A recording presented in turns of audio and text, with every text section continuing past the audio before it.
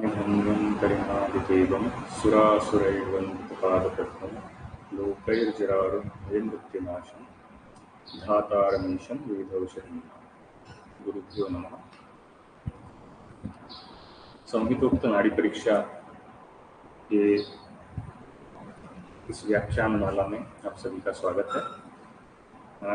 ये व्याख्यान माला एक विशेष हेतु से बनाई गई थी और इसका हेतु ये था कि नाड़ी परीक्षा के बारे में सबको संहितोक्त ज्ञान का जानकारी दे पाए। अभी नाड़ी परीक्षा के बारे में हम सभी जानते तो हैं, लेकिन जो हम जानते हैं वो कई बार अधूरा होता है या तो किसी और के ज्ञान पर आधारित होता है, किसी और की बताई हुई चीज़ पर आधारित होता है। अभी इतनी पुरातन विद्या होने के बावजूद भी आज हम देखते हैं कि आयुर्वेद में नाड़ी परीक्षा के बारे में जानने वाले और नाड़ी परीक्षा करने वाले वैद्य काफ़ी कम है। काफ़ी कम मतलब कितने कम है? हम गिनना शुरू करेंगे तो अच्छे नाड़ी परीक्षक, अच्छे नाड़ी वैद्य बाकी सारे पास आउट वैद्यों के कंपैरिजन में बहुत ही कम मिले। इसके कई सारे कारण हैं। उसमें ये भी है कि नाड़ी परीक्षा कोई सिखाता नहीं है, जो जिनको आती है वो सिखाता नहीं है। ये कंप्लेंट होती है हमेशा सबकी। उससे बड़ी चीज़ जो हमारे ध्यान में आई वो ये है कि नाड़ी परीक्षा को शास्त्र के रूप में कोई एक्सेप्ट नहीं करता। कोई भी नाड़ी परीक्षा एक विज्ञान है, एक शास्त्र है, इस माने में समझने की कोशिश नहीं करता। हर कोई यही देखता है कि नाड़ी परीक्षा एक विधि है, नाड़ी परीक्षा एक प्रकार का ज्ञान है, एक स्किल है। और ये स्किल जो है किसी किसी को आता है, किसी को नहीं आता है। जैसे क्रिकेट है, स्किल है, कोई भी एथलेटिक्स है, स्किल है, आर्ट है, स्किल है। किसी को आता है, कई सारे लोगों को नहीं आता है। तो आना और नहीं आना जो है वो ज्ञान का या फिर शास्त्र का हिस्सा ना होकर एक कला का हिस्सा माना जाता है। तो ये कला है, उपजत कला है। कुछ लोगों को जन्म से आती है, कुछ लोगों को बाद में आती है। अभी क्या है, शुरू से जन्म से आती है तो नाड़ी परीक्षा जन्म से कैसे किसी को पता चले? तो जन्म से किसी को पता चलेगी इसका कोई प्रमाण नहीं है। तो जैसे जैसे आगे सीखते जाते हैं तो पता चल जाता है, तो उजागर होती है और वो कला उजागर होती है। तो माना जाता है कि हाँ, ये जन्मजात आने वाली चीज़ है जो हम सीखते समय वो उजागर हो जाती है और वो कला जो है उसमें वो व्यक्ति पारंगत कहलाता है। तो ऐसी कला नाड़ी परीक्षा को माना जाता है। इसके अलावा और क्या माना जाता है? तो इसे एक आध्यात्मिक शक्ति माना जाता है।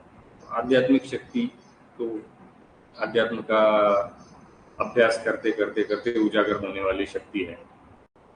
तो एक जैसे एक विद्या है जो कोई गुरु अपने शिष्य को देता है, शिष्य के सिर पे हाथ रखता है और बोलता है हाँ बस आज से जा, तुम नाड़ी वैद्य हो गया। तो उससे पहले उसकी सेवा करनी पड़ती है, फलाना फलाना काफ़ी सारी चीज़ें करनी पड़ती है। तो इस कारण से कई सारे वैद्यों में ये भी शंका रहती है कि ये जो चीज़ है नाड़ी परीक्षा, ये एक ऐसी चीज़ है जिसमें हमें एक गुरु की आवश्यकता है, गुरु के पीछे दौड़ना पड़ता है, वो बोलेंगे वो सारे काम करने पड़ते हैं और फिर जब वो हमें लायक समझेंगे उसके बाद हमें नाड़ी परीक्षा का ज्ञान दे देते। तो ये नाड़ी परीक्षा के बारे में कई सारी भ्रांतियां हैं, उसमें और एडिशन हो जाता है इसके संदर्भों की कमी।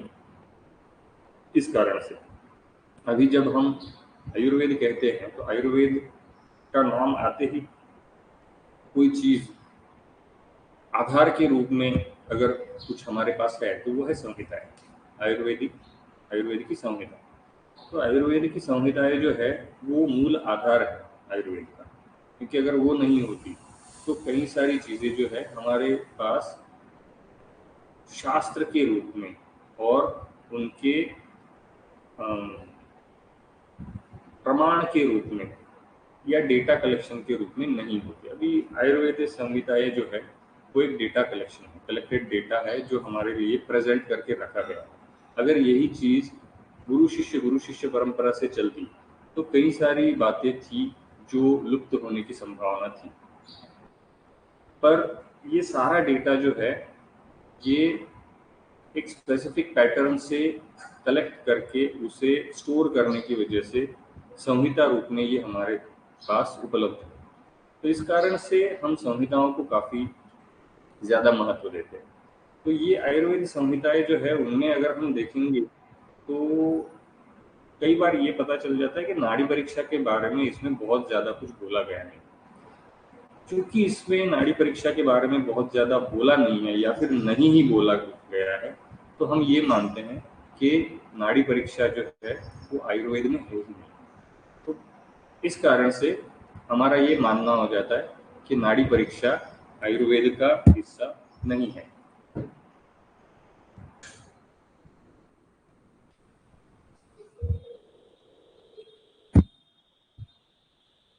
तो ये प्रमाण प्रमाण का अभाव मानकर हम नाड़ी परीक्षा की तरफ आंख नहीं करते, नाड़ी परीक्षा सीखने का प्रयास नहीं करते या उसके बारे में जानने का भी प्रयास नहीं करते।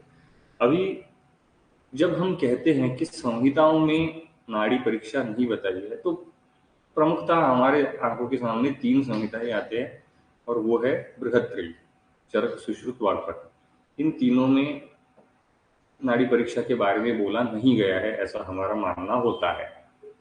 तो इस दृष्टि से हमने प्रयास शुरू किया है कि संहिताओं में नाड़ी परीक्षा के बारे में बताया नहीं गया है इस चीज को ढूंढना। अभी बताया नहीं गया है ऐसा तो हम ऐसा मान लें कि ऐसा नहीं हो सकता कि नाड़ी परीक्षा ऐसी विद्या जो है इसके बारे में संहिताओं में नहीं बताया गया है। जो संहिताएं कहती है कि जो कुछ भी का ज्ञान है इस विश्व में वो सारा का सारा इस संहिता में उपलब्ध है, और जो नहीं है इस संहिता में नहीं है वो शायद है ही नहीं। इतनी कॉन्फिडेंस के साथ बोली गई ये बात है कि ये सारी की सारी चीजें इसमें है, और बाकी कुछ जो भी आपको अलग मिलेगा वो शायद अलग मिलेगा, जो इसमें नहीं है वो शायद है ही नहीं। इतना कॉन्फिडेंस, और हम उसी कॉन्फिडेंस के साथ कहते हैं कि ये नाड़ी परीक्षा संहिता में है ही नहीं। तो ये थोड़ी कॉन्ट्राडिक्टरी चीज होती है कि एब्सोल्युटली ना होना ये मन मानता नहीं है, क्योंकि इतनी पुरातन विद्या है। अभी कितनी पुरातन है अभी हम देखेंगे, तो इतनी पुरातन विद्या है, ये संहिताओं में ना होना ये संभव नहीं लगता। ये जो है शायद लुप्त हुई होगी बीच में, या फिर कई सारे श्लोक है। अभी संहिताओं को अगर हम देखेंगे तो कुछ ही संहिताएं हैं जो पूर्ण रूप से उपलब्ध है। जैसे ज्ञान व्यक्ति से व्यक्ति की तरफ जाते हुए फिल्टर हो जाता है या फिर कम हो जाता है, बात अधूरी बोली जाती है, बताई जाती है, वैसे ही एक एरर होता है, उसे स्क्रिबलिंग एरर बोलते हैं। जब स्क्राइब संहिता को लिखता है, एक कॉपी से दूसरी कॉपी बनाता है, तो लिखते समय कई सारी चीजें गलत हो जाती है, लिखने में मिस्टेक हो जाती है, जो भी हो। उसी के साथ जब कुछ चीजें या कुछ अध्याय अभी हम देखेंगे तो लाखों श्लोकों का चरक संहिता है, तो सारे के सारे श्लोक अभी भी उपलब्ध नहीं है। उसके संपूर्णकर्ताओं के कारण ही अभी हमारे पास चरक संहिता पूर्णतः उपलब्ध है। सारी संहिताओं की यही अवस्था है। तो ऐसा हो सकता है कि नाड़ी परीक्षा जो है वो ऐसे ही उसमें से लुप्त हो गया हो, या फिर अभी के लिए उपलब्ध ना हो, धीरे धीरे किन्हीं कारणों से वो उसमें नहीं हो। लेकिन जब हम संहिताओं को देखते हैं, खंगालते हैं, तो ये पता चलता है कि कई सारे सिद्धांत जो है नाड़ी परीक्षा के वो संहिताओं में उद्धृत है, संहिताओं में बताए गए हैं, और वो काफी अच्छे से नाड़ी परीक्षा को सपोर्ट करते हैं। तो ये संहिताएं जो है वो नाड़ी परीक्षा के बारे में बताते हैं, लेकिन हमारा दृष्टिकोण नाड़ी परीक्षा की तरफ या फिर नाड़ी परीक्षा के वो ध्यान में रखकर नहीं होता, इस कारण से हम उसमें देख नहीं पाते हैं। तो हमारे चश्मे जो है वो हमें संहिताओं में नाड़ी परीक्षा दिखा नहीं पाता। इस कारण से अभी हम ये प्रयास कर रहे हैं कि संहिताओं से नाड़ी परीक्षा के बारे में जो भी ज्ञान मिलता है उसको सभी के सामने लाया जाए। तो इनमें जो प्रमुख संहिता उनसे अलग भी कई सारी संहिताएं हैं जिनमें नाड़ी परीक्षा के बारे में खुलकर बोला गया है। तो मैं जिस संहिता के बारे में बात करने वाला हूँ वो है नाड़ी परीक्षा, रावणकृता नाड़ी परीक्षा। तो ये रावणकृता नाड़ी परीक्षा जो है ये रावण ने लिखी थी ऐसा माना जाता है। रावणकृता नाड़ी परीक्षा जो है वो वैसे देखा जाए तो पूर्णतया नाड़ी परीक्षा पर ही लिखी हुई पुस्तक है, लिखी हुई संहिता है। वैसे रावणकृता नाड़ी परीक्षा ये एकमात्र पुस्तक, मतलब ये अलग ये नहीं है। रावण संहिता करके एक अलग संहिता है जिसमें सारी अलग अलग आयुर्वेदोक्त चीजें हैं, जैसे धातु मारण है, उसके बाद औषधियों के गुणधर्म है, अर्क प्रकाश है जिसमें अर्क की निर्माण, अर्क का उपयोग, अर्क की विशेषताएं, ये सारी चीजें बताई गई। विविध द्रव्यों के अर्क, उनको बनाने की विधि, ये सारी बताई गई। कुमार तंत्र है बाल रोग के संबंध में, उद्दीश्य तंत्र है, वशीकरण तंत्र है, मंत्र सिद्धि है और कई सारी चीजें उसमें है। तो ये नाड़ी परीक्षा जो है ये अलग से बोला गया है। तो नाड़ी परीक्षा अगर रावणकृत है, रावण ने लिखा है, तो हम ये समझ सकते हैं कि ये कितना पुराना हो सकता है, कितना पुरातन हो सकता है। वैसे देखा जाए तो ये कई लोग मानते हैं कि ये रावण जो है ये वो रावण नहीं है, मतलब रामायण वाले रावण नहीं है, ये कोई और रावण है और रिसेंटली डेवलप्ड है। पर अगर देखा जाए तो रावण संहिता के शुरू में और रावण संहिता का रूप अगर देखेंगे तो उसमें ऐसा देखा जा सकता है कि रावण संहिता जो है वो लिखी मेघनाद ने है, मेघनाद ने लिखी है और रावण और मंडोदरी के संवाद रूप में लिखी है। तो रावण और मंडोदरी मतलब रावण है, हम ये मान सकते हैं कि ठीक है रावण कोई और रावण था, पर उस किसी और रावण की पत्नी भी मंडोदरी ही थी, ये कैसे मान ले? और उस किसी रावण का पुत्र मेघनाद ही था, ये भी कैसे मान ले? तो सारी की सारी चीजें ये दिखाती है कि वो रावण वही था, त्रेता युग वाला रावण जो रामायण में बोला गया था। और साथ ही साथ रावण संहिता जो है उसकी शुरुआत जो है वो रावण चरित्र से होती है, जो जिसमें रामायण की सारी चीजें लिखी हुई है। रावण का पूर्ण चरित्र, जन्म से लेकर मृत्यु तक का पूर्ण चरित्र उसमें आता है और उसके बाद आयुर्वेद उसमें लिखा गया है। तो रावण का ज्ञान जो है, उद्दीश्य तंत्र जो है, शिव उपासना जो है, ये सारी चीजें जो है वो उसके बाद आती है। तो ये चीजें जो है ये इसी तरफ यही चीज दर्शाती है कि वो रावण जो था वही रावण है जिसके बारे में हम जानते हैं। और भले हम ये मान के चलेंगे कि हाँ नहीं ये रावण कोई और रावण हो सकता है, नाम दूसरा है, तो काफी सारी चीजें हैं जो मैंने बताई कि पत्नी का नाम, बेटे का नाम, और वो सारी की सारी सेम कैसे हो सकती है। अगर हो और तो भी आप इस चीज का विचार करिए कि कोई भी व्यक्ति त्रेता युग के रावण और उसके कर्म के बाद, उसके कर्मों को जानने के बाद अपने पुत्र का नाम रावण क्यों रखेगा? नहीं रख सकता, क्योंकि उसके कर्म ही ऐसे थे। अभी ऐसा कई बार देखा जाता है कि रावण बोलते ही अभी का नया ट्रेंड है कि रावण के बारे में एक अलग तरह का सॉफ्ट कॉर्नर आ जाता है। हाँ रावण अच्छा था, रावण विद्वान था, शिव भक्त था, इसलिए अच्छा था। देखिए रावण के बारे में मैं काफी कुछ पढ़ चुका हूँ और उनके कई सारे साहित्य भी मैंने ये किए हैं अभ्यास के तौर पर, और उससे यही पता चलता है कि ये सारी चीजें उन्होंने शिवजी से सीखी थी। और उन्होंने लिखा भी है, इसमें संहिताओं में लिखा भी है कि शिवजी से मिला हुआ ज्ञान वो मंदोदरी को बता रहे हैं।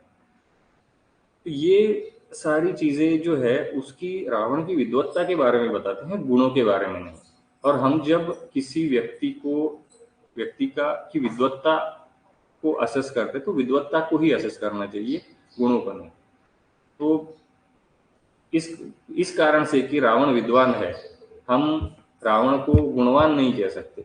रावण विद्वान था तो विद्वान था, वो अलग बात है, गुणवान नहीं था।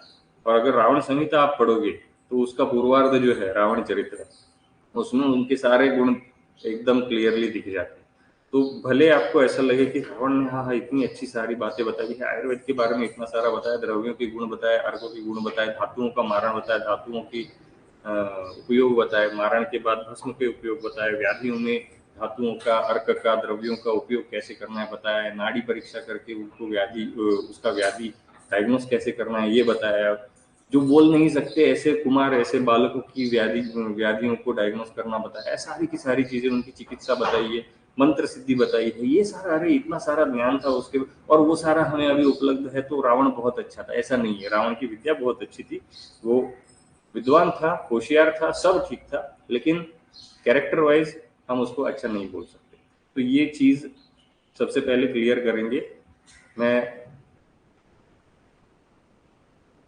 श्री राम भक्त हूँ, लेकिन जब से मेरा बीएमएस खत्म होते होते आया था तब से मैं रावण को पढ़ रहा हूँ, क्योंकि उसकी विद्या जो है वो उपलब्ध है और काफी उपयुक्त है। तो विद्या को, जो भी उपयुक्त चीज है उसका हम उपयोग करेंगे, जो बुरी चीज है उसको बुरा करके ही मानेंगे। तो नाड़ी परीक्षा हम शुरू करेंगे। ये सेशंस जो होंगे वो शॉर्ट सेशंस होंगे, जिसमें हम इन संहिताओं के श्लोकों का समझेंगे और उनमें जो बताई हुई बातें हैं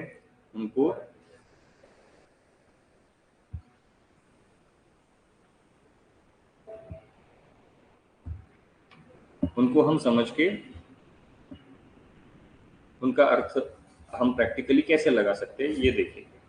तो बहुत सारे श्लोक एक साथ नहीं करेंगे, क्योंकि एक ही साथ एकदम तेजी से करना शुरू करेंगे तो काफी कंफ्यूजन हो जाएगा।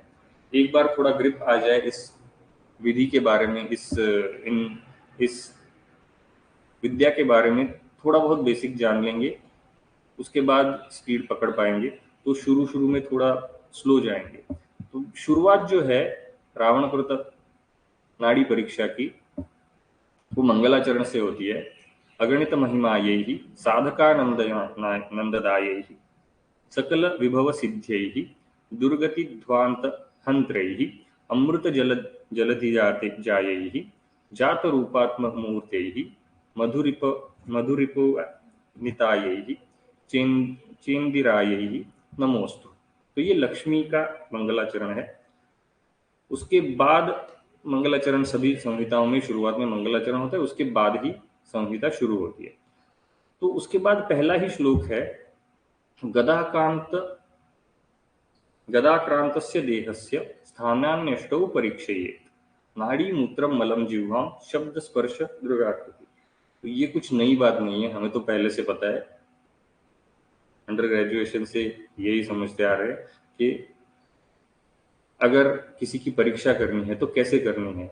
गदाक्रांत शरीरस्य, गद रोग, आक्रांत पीड़ित, शरीरस्य शरीर का, गदाक्रांत शरीरस्य गदाक्रांतस्य देहस्य स्थानानि अष्टौ परीक्षे, 8 स्थानों का परीक्षण करना चाहिए। कौन से है? नाड़ी, मल, मूत्र, जिह्वा, शब्द, स्पर्श, दृक् और आकृति। मतलब नाड़ी परीक्षा करनी है, मल की परीक्षा करनी है, मूत्र की परीक्षा करनी है, जिह्वा की परीक्षा करनी है, मतलब जबान देखनी है, शब्द वो कैसे बात कर रहा है, स्पर्श त्वचा को स्पर्श करके देखना है, दृक् मतलब नेत्रों की परीक्षा करनी है, आकृति और ओवरऑल उनका अपीयरेंस कैसा है, उनका देह का रख रखाव कैसा है, इसकी परीक्षा करनी है।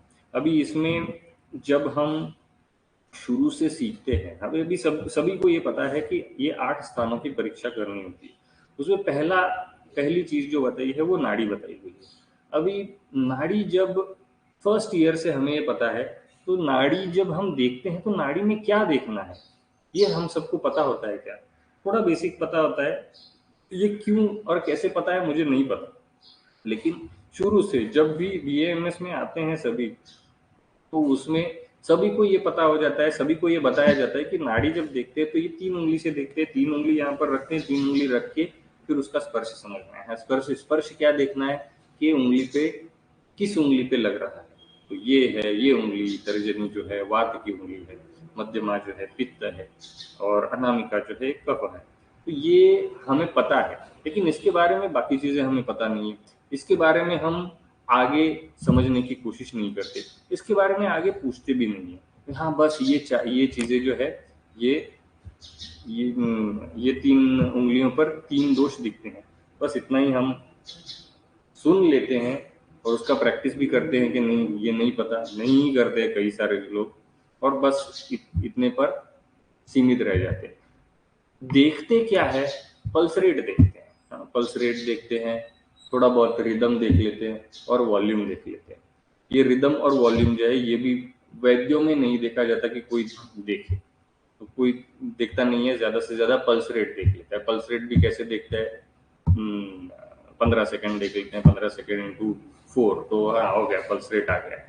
तो इस तरह से नाड़ी परीक्षा जो है ये अष्ट स्थानों में से पहली होने के बावजूद भी सिर्फ पल्स रेट पर तक सीमित रह जाती है। उसके आगे का जो है कोई देखता नहीं है, सिर्फ नाड़ी जो है वो पल्स देखकर छोड़ी जाती है। उसके बाद है नाड़ी मूत्र। मूत्र का परीक्षण, कभी मूत्र का परीक्षण भी सिर्फ प्रमेय तक ही सीमित रहा है, मूत्र का परीक्षण इतना नहीं किया जाता। मल का परीक्षण, मल का परीक्षण जो है वो पुरुष का साम और निराम बस इतना ही देखा जाता है। वो चिक्कण है नहीं है पेशेंट बताता है, उस पर ही हम मान लेते हैं। वो किस प्रकार से है, किस गंध का है, पूरा डिटेल नहीं देखा जाता।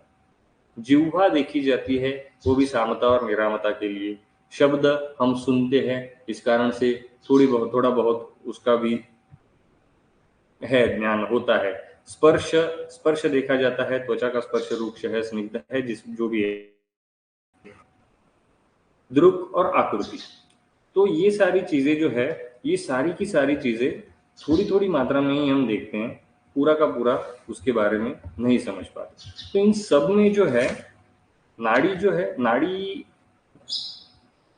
के बारे में सबसे ज्यादा अज्ञान हमें देखा जाता है, हमें दिखता है। तो ये 8 परीक्षा स्थान जो है ये बोले गए हैं परीक्षा के लिए। तो बाकी सारी संहिताओं में तो इन 8 स्थानों के बारे में बहुत ज्यादा, 7 स्थानों के बारे में काफी कुछ मिलता है, लेकिन ये पहला स्थान जो है, आठवां या पहला कह दीजिए, लिखा तो पहला है, तो इसके बारे में ज्यादा जानकारी नहीं मिलती। तो इस संहिता में, इस पुस्तक में नाड़ी परीक्षा, रावणकृत नाड़ी परीक्षा में इसके बारे में काफी सारी चीजें हम देखेंगे। तो उसके बाद का श्लोक है, रुग्णस्य मुग्धस्य विमोहितस्य दीपः पदार्थानिव जीवनादि प्रदर्शये दोषजनि स्वरूपम व्यस्तम सवस्तम समस्तम युगलीकृतम च। इसका अर्थ क्या है? रुग्णस्य मुग्धस्य विमोहितस्य, जो रुग्ण मुग्ध है, विमोहित है, यानी इस अवस्था में है कि वो कुछ एक्सप्रेस नहीं कर सकता, रुग्ण है पर वो कुछ लक्षण बता नहीं सकता। तो इस अवस्था में अभी लक्षण जो है वो 2 प्रकार के होते हैं, एक तो रुग्ण संवेद्य होता है और दूसरा होता है वैद्य संवेद्य। अभी रुग्ण संवेद्य वो होता है जो रुग्ण खुद अनुभव करता है और बताता है, खुद का अनुभव है, उस कारण से वो हम समझ नहीं सकते, पर वो बता सकता है, इस कारण से हम समझते हैं कि हाँ पेट में दर्द हो रहा है। अभी हम कैसे समझेंगे रुग्ण को पेट में दर्द हो रहा है? तो वो बताएगा तभी पता चलेगा। घुटनों में दर्द हो रहा है, ये हम कैसे समझेंगे? तो वो बताएगा तब पता चलेगा।